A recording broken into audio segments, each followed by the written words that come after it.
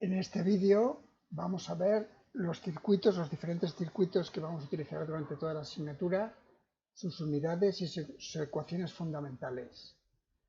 Todo lo que salga en este vídeo casi hay que aprendérselo de memoria para poder seguir el curso y poder hacer los cálculos. Empezamos por el circuito eléctrico.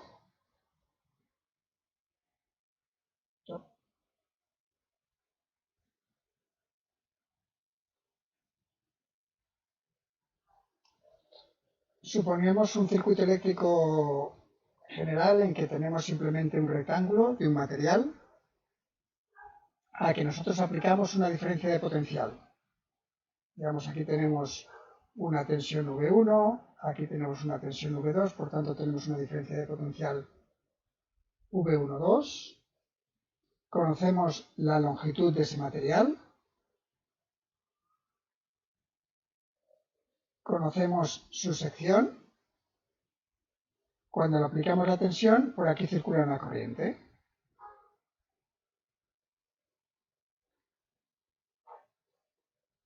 En ese material circulará más o menos corriente si nosotros aplicamos más o menos tensión. Hay una proporcionalidad entre diferencia de potencial y corriente. Y si nosotros cambiamos la geometría, también cambia esa corriente. A más longitud, menos corriente.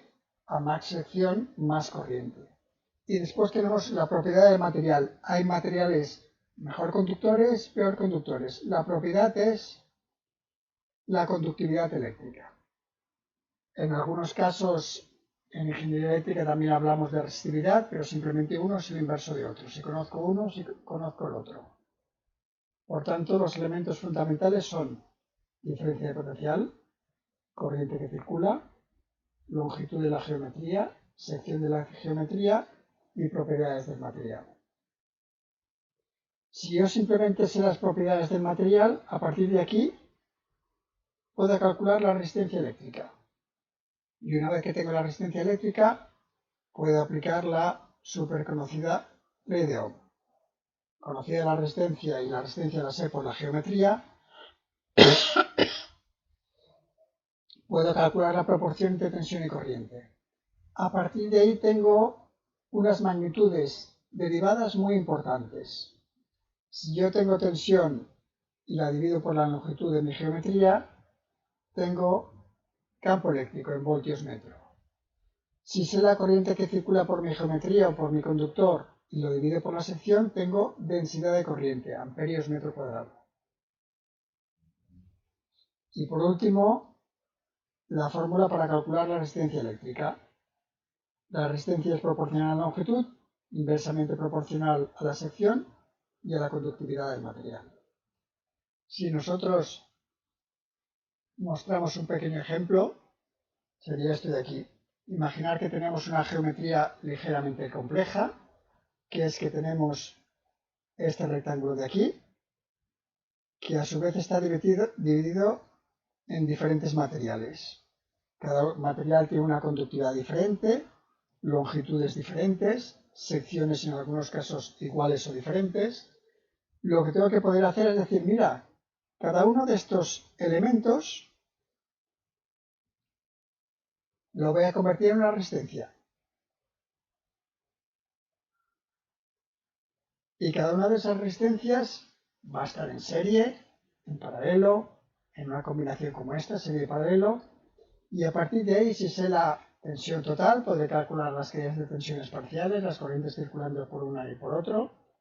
Este circuito equivalente entre el circuito real y un circuito equivalente más sencillo, lo vamos a tener que hacer siempre en todos los circuitos. Empezamos por el circuito eléctrico porque se supone que tenemos más conocimientos eléctricos y lo vemos más fácil, pero podemos pasar a otro tipo de circuitos, como sería el circuito magnético. Se han puesto las ecuaciones con exactamente la misma estructura que en el caso anterior. Lo que tengo en vez de tensión es fuerza magnetomotriz. Entre mis dos caras del material aplico una fuerza magnetomotriz. Por el material va a circular un flujo magnético.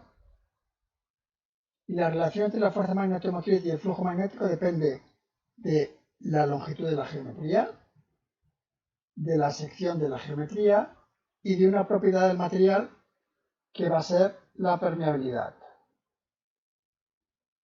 El principal problema que vamos a tener en circuitos magnéticos es que esta permeabilidad, normalmente en un circuito eléctrico suponemos que el circuito es lineal, más tensión, más corriente. En un circuito magnético la permeabilidad no es lineal. El circuito magnético satura y la permeabilidad de repente cambia muchísimo de magnitud y eso normalmente en los cálculos los complica bastante. Además de esto tengo las mismas magnitudes derivadas que en el caso anterior. Si tengo fuerza magnetomotriz y la divido por longitud, voy a tener intensidad de campo, la H. Si tengo el flujo y lo divido por la sección, voy a tener densidad de flujo, que lo vamos a utilizar mucho porque esto es lo que me va a dar una medida de si estoy cerca de saturación o no, o de si la máquina está funcionando en sus límites habituales. Y a partir de la geometría voy a poder calcular la reluctancia magnética. Si yo sé longitud, permeabilidad y sección, calculo la reluctancia de cada una de mis piezas. De esto tenemos que hacer lo mismo de antes. Si yo tengo un circuito magnético real, como sería este de aquí, yo empiezo con esto que es una máquina de continuo antigua, donde tengo el rotor, tengo el estator y tengo los bobinados. De aquí saco una sección, rotor, estator, bobinados. Tengo que imaginarme por dónde circula el flujo, sería esto de aquí. A partir de dónde están las bobinas, tengo estos dos caminos de flujo. Y a partir de ahí tengo que hacer lo mismo que antes, determinar qué piezas tiene la misma sección, longitud conocida y permeabilidad conocida. Y tendría ya una pieza sería esta de aquí. Toda esta de aquí, que se va a convertir en esto. Este trocito de rotor se va a convertir en esto. Y estas dos. Una súper importante que nunca nos debemos olvidar. El aire. El aire tiene muchísima reluctancia magnética. Aunque tenga espesores muy pequeños, puede ser el elemento más principal en el circuito magnético. A partir de aquí ya tendría un circuito equivalente, donde tendría fuerzas magnetomotrices, reluctancias, y puede calcular como si fuera un circuito eléctrico, poniendo en serie, poniendo en paralelo, calcular flujos, a partir de ahí densidades de flujo. Igual que he calculado este, calcularé el circuito térmico.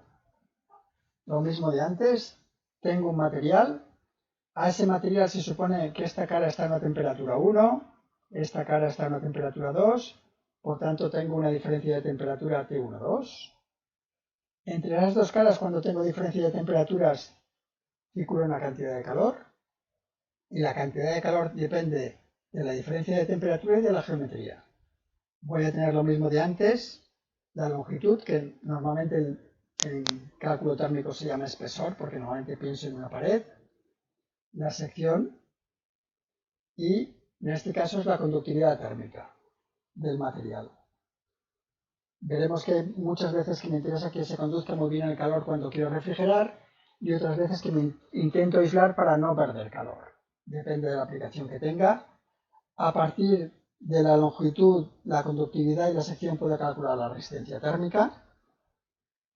Tengo también algunas magnitudes derivadas, pero no se utilizan tanto, como sería el gradiente térmico, los grados Kelvin o grados centígrado por metro, la densidad de flujo de calor por metro cuadrado y la resistencia térmica. Lo mismo de antes, a partir de aquí tendría que poder aplicarle a un ejemplo real. En este caso imaginemos que tenemos una casa. En esa casa me dan dimensiones y materiales. Digamos, yo sé los metros cuadrados de techo, el material con que está todo el techo y por tanto su conductividad térmica. Lo mismo los metros de paredes y su conductividad térmica, los metros de ventana los metros de suelo y la conductividad térmica del suelo, y a partir de ahí, de cada uno de estos, hago decir, pues, ventanas, tantos metros cuadrados, tanto espesor, tanto material, y calculo la conductividad térmica, la resistencia térmica de la ventana, de las paredes, del techo, del suelo. Tengo la temperatura interior y la temperatura exterior. Puedo calcular un circuito donde calculo qué calor se pierde en total, o qué calor se pierde por las ventanas, o qué calor se pierde por el techo, o qué calor me interesa para mantener la temperatura interior. ¿De acuerdo? Y por último, el circuito dieléctrico. Aquí he cambiado un poco las ecuaciones de lo que se vería normalmente para que queden como se veían las otras, en el mismo orden. Yo le aplico también a un determinado material una diferencia de potencial y lo que tengo que circular a través de él es una cantidad de carga. Lo mismo, tengo unas dimensiones geométricas, sección, longitud, y lo que tengo como propiedad del material es la permitividad. A partir de las dimensiones geométricas de la permitividad yo puedo calcular la capacidad o el inverso de la capacidad. Lo he puesto como inverso de capacidad para que tenga la misma estructura, longitud, sección, permitividad, y para que se puedan poner en serie y en paralelo igual que antes. Magnitudes derivadas que en este caso son muy importantes. Este de aquí, el campo eléctrico. Tengo una tensión aplicada por longitud del material, esa división me da voltios metro. ¿Por qué es tan importante? Porque normalmente cuando yo trabajo con dieléctricos tengo un campo eléctrico máximo y si lo supero normalmente se destruye el material. Tengo otra magnitud derivada que sería la densidad de desplazamiento de carga, que sería la B, es carga por sección. Esto lo puedo aplicar también a un ejemplo, en este caso un ejemplo sencillo sería dos materiales aislantes puestos en serie, que tienen propiedades diferentes, longitudes diferentes, y por tanto se van a repartir la tensión. Esta tensión que yo aplico aquí en total, se la van a repartir V2, V1, proporcionalmente a las propiedades de su material. Parece un ejemplo muy raro, pero cuando veamos ejemplos reales, veremos que muchas veces cuando uno construye una máquina eléctrica o un dispositivo, los aislantes te quedan en geometrías y capas que a lo mejor no es las que tú deseas, pero tienes que asegurarte que todas las capas realmente soportan ese campo eléctrico.